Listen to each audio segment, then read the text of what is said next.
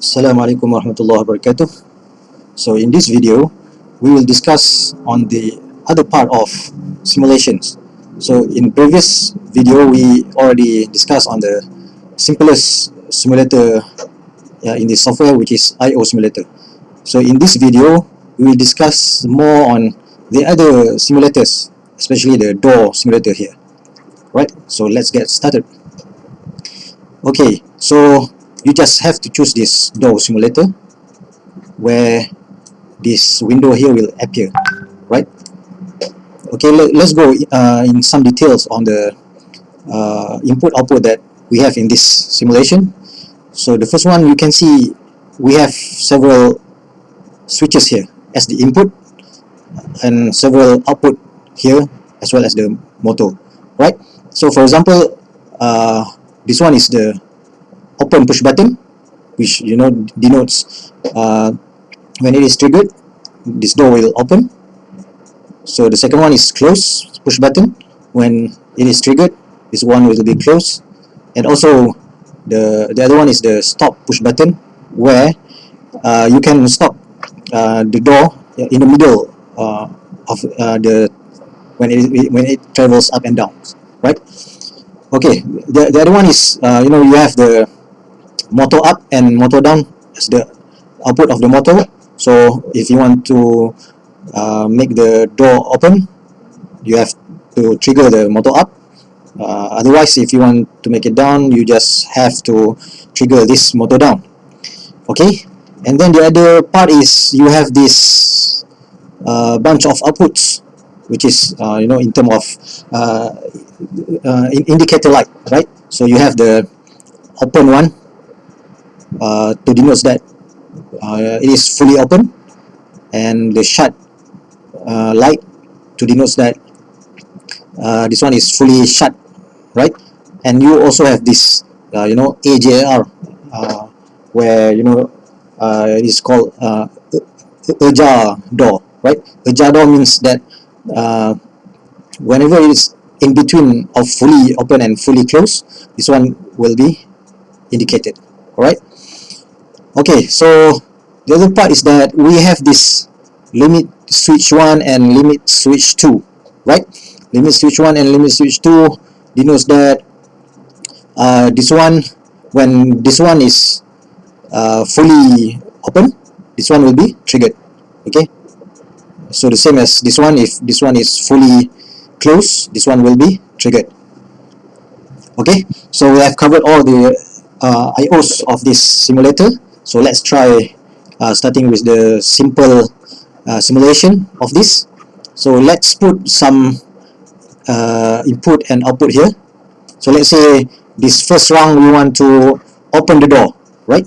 So we just have to drag this one as the input, right? So best practice is to directly put the name, right? So this one is open push button, right? And then when you turn on this switch, you want this one to be triggered, right? The motor up. So you just drag this one as the output of the rung. Okay, so put it as motor up. Okay, so let's try to run this to see how it goes. Download and run. Okay, so let's trigger this. Okay, so it is now opening, right?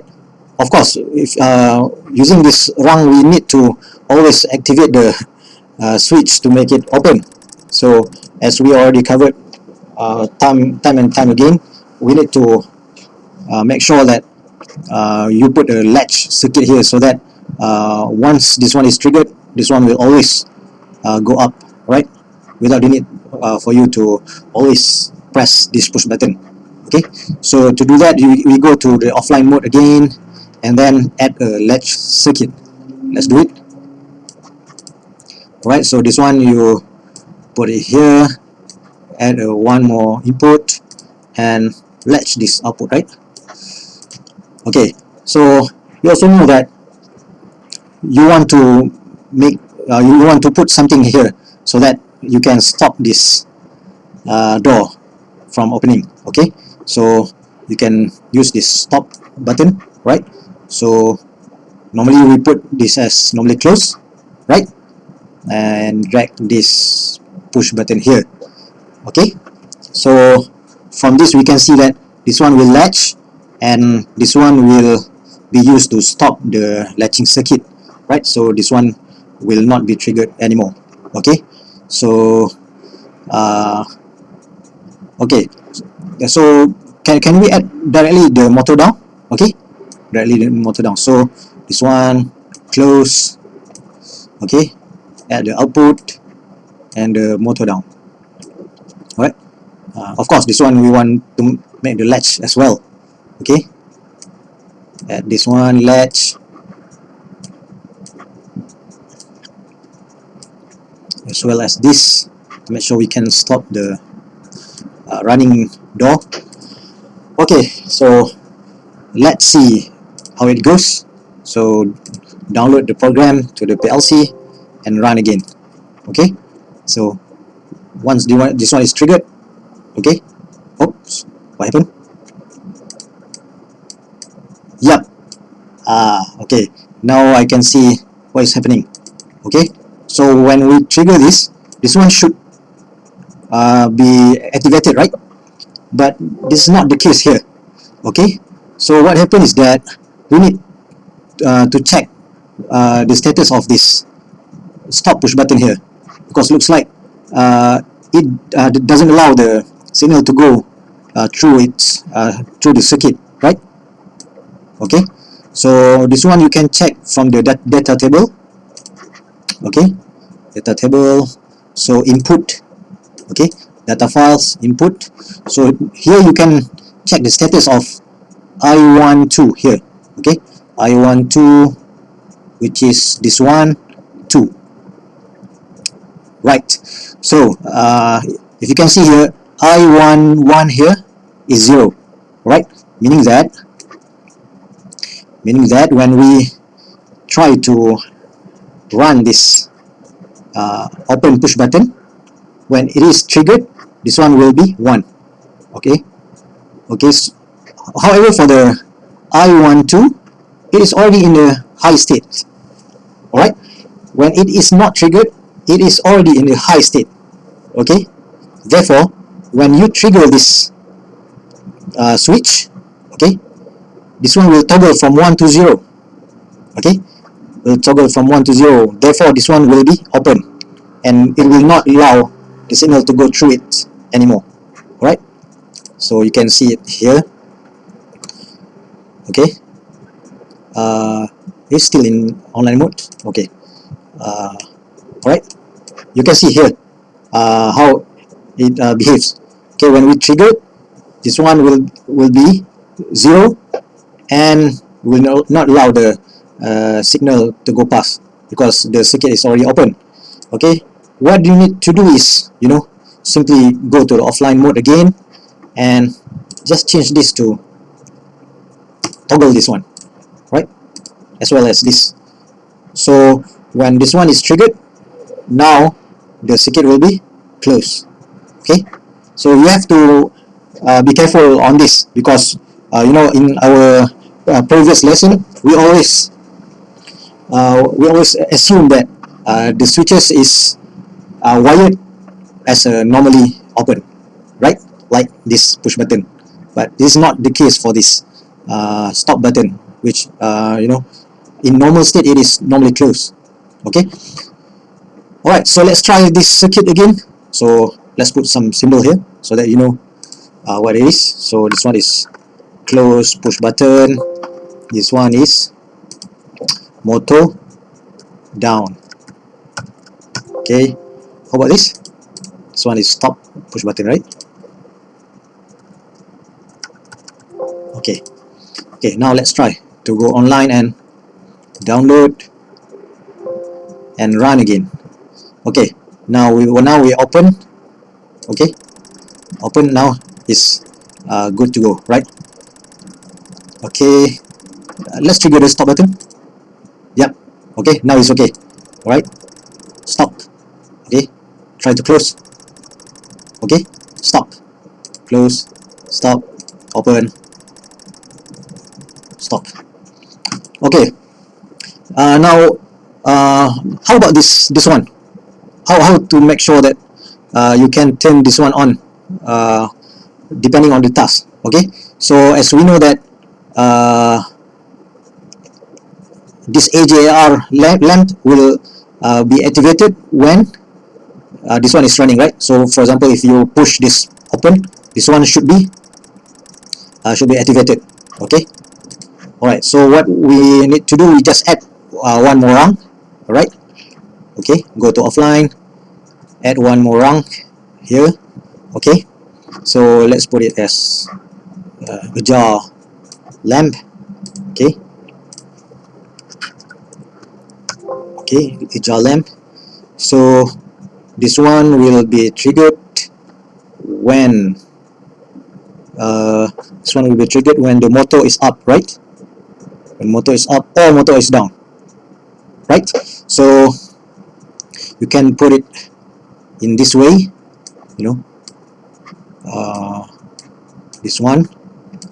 Okay, so a jar lamp will be activated when the motor is up or motor is down. So go back to our previous lesson on the relay logic programming. So or meaning that we need to put a parallel circuit to this, right? Motor up or down. So put this here, right? Is okay? Alright, so motor up or down, this one will be triggered. Okay, so you download this again, run, let's try. Okay, can we directly go like this? Cannot, huh? Cannot. So okay, so oops, open this, stop, close, stop. Okay. Alright, so now we already have activated the jar where it will only be turned on when this one is running, right? So how about the other one, which is open and shut? So this one will only open when this one is in fully open state, as well as this shut will be switch on when this one is fully closed. Okay, so how to confirm the fully open and fully closed door?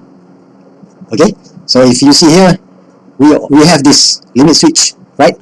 This one can be used actually to detect the normally open and normally closed condition. Okay, so let's say this one. Okay, we go to offline again. This one you can play around with this, right? Up to you.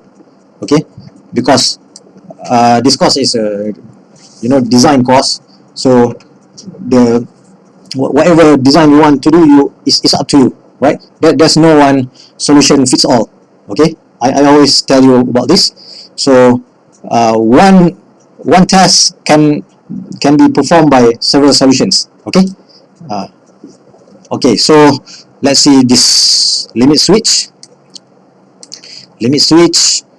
When it is triggered, this open lights will be switch on. Okay, so this one open,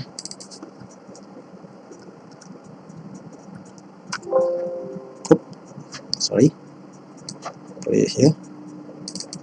Oh, not this. Okay, open. Okay, so this one is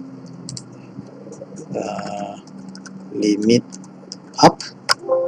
Okay, the other one. So let's check again the data file. So input I1 here. Okay, so if you see here, only the switch I12 and I13 is in the triggered state. Okay, right, but not 4. Okay, so meaning that limit switch down I14 is not in the triggered state, right? So it's normally open. So you must make sure that it is in the other state compared to the limit up switch. Okay, so we try to toggle this one again. Okay, so download and run. Okay, now it's fully closed. This one shut will turn on. Okay, when limit switch is triggered. Okay, so let's open. So the shut will be closed. Okay, and a jar lamp will be activated, right? And also the motor up, right? Let's try to directly, without pushing the stop push button, we directly press the close. Now it's okay. Directly trigger the open. Now it's okay. Okay, opening.